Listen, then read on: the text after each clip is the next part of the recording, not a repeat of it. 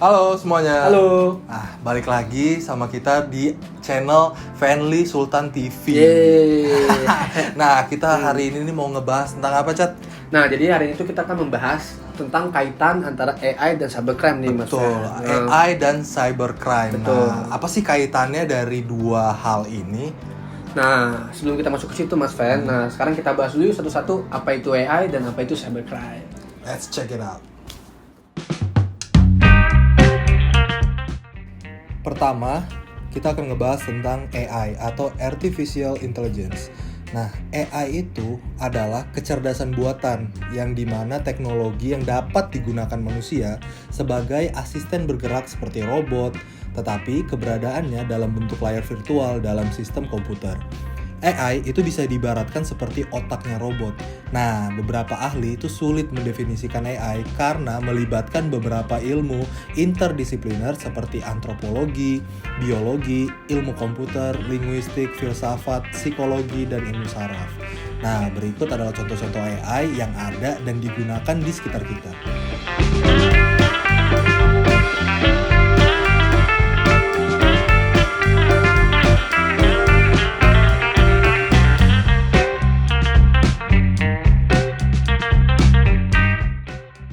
Berikutnya adalah cybercrime. Cybercrime adalah kejahatan di dunia maya dengan menggunakan koneksi internet dan teknologi jaringan atau teknologi informasi sebagai komputer, telepon seluler, media sosial, internet, dan lain sebagainya. Berikut adalah contoh-contoh cybercrime.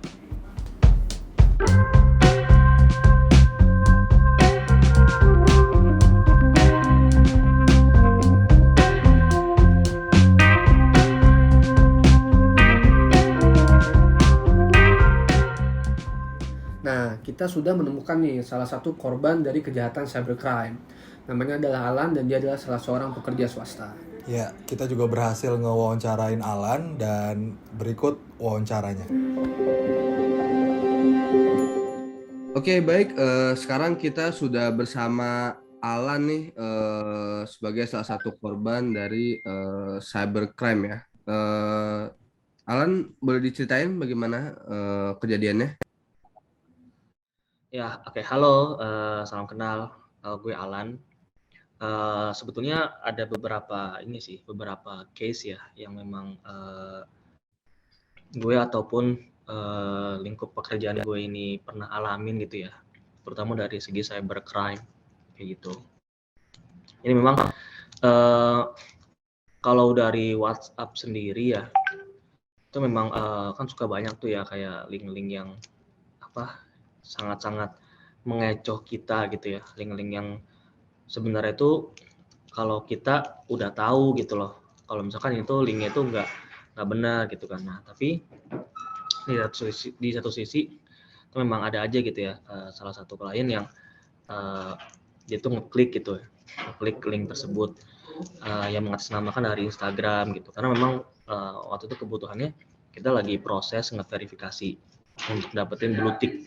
Blue tick tuh kayak verifikasi verified Instagram lah ya, kurang lebih.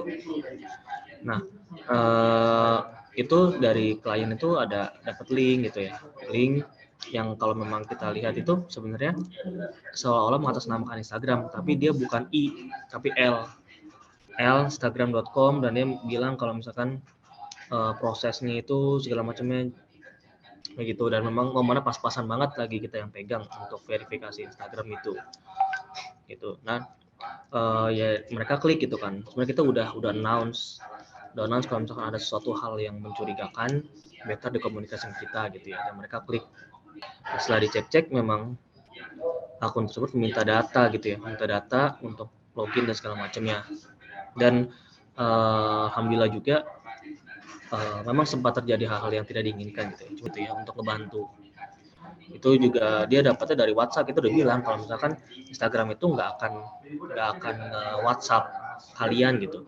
Instagram itu hanya minimal banget email, ataupun dia masih bisa DM gitu. Kalau email juga ada pasti dari @instagram.com atau @kontaksupport.com gitu.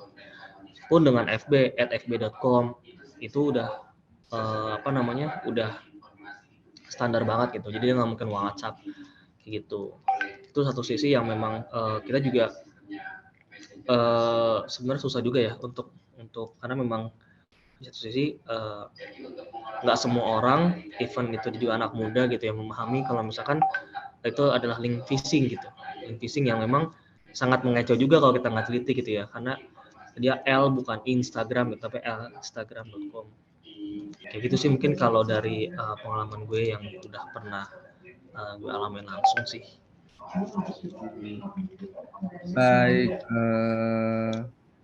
terima kasih banyak Alan sudah berbagi ceritanya apa. Jadi emang cybercrime ini nyata dan memang sedikit membuat repot ya. Apalagi jika kita punya klien yang berhubungan dengan media sosial ini, seperti itu ya.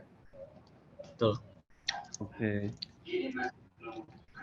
Baik, terima kasih Alan atas waktunya. Kita kembali ke studio. Thank you.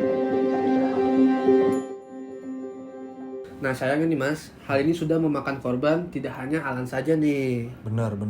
Banyak banget yang kena kejadian cybercrime ini.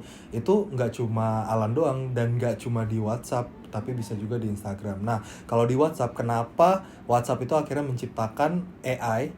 Itu namanya two-step verification. Nah, two-step verification itu apa sih? Nah, check it out. Two-step verification atau verifikasi dua langkah itu dikenal juga sebagai autentikasi dua langkah. Nah, di mana kita menambahkan lapisan keamanan ekstra ke akun kita nih jika password kita dicuri. Gimana caranya kita mengaktifkan kode verifikasi dua langkah atau two-step verification? Pertama, kita buka aplikasi WhatsApp, lalu kita ketuk tanda titik 3 di pojok kanan atas, lalu kita pilih menu setting atau setelan. Setelah itu, kita masuk dan kita buka menu akun. Setelah itu, pilih menu verifikasi dua langkah atau two-step verification, lalu ketuk tombol aktifkan. Selanjutnya, kamu harus membuat PIN, masukkan 6 digit angka yang udah kamu ingat sebagai kode verifikasi dua langkah, lalu pencet lanjut. Ulangi masukkan email untuk konfirmasi, lalu ketuk tombol simpan. Terakhir, ketuk tombol selesai. Nah, maka dari itu yang kita bilang AI dan cybercrime itu berkaitan. Kenapa? Dengan banyaknya cybercrime yang terjadi di Indonesia ataupun di dunia ini, itu bisa kita minimkan kali ya. Betul. Itu dengan penggunaan AI. Betul. Nah, makanya dengan adanya AI ini akan meminimalisir lah terjadinya hal-hal yang tidak diinginkan, salah satunya dari cybercrime. Iya betul. Nah itu juga salah satu manfaat dari AI. Nah jadi thanks to AI.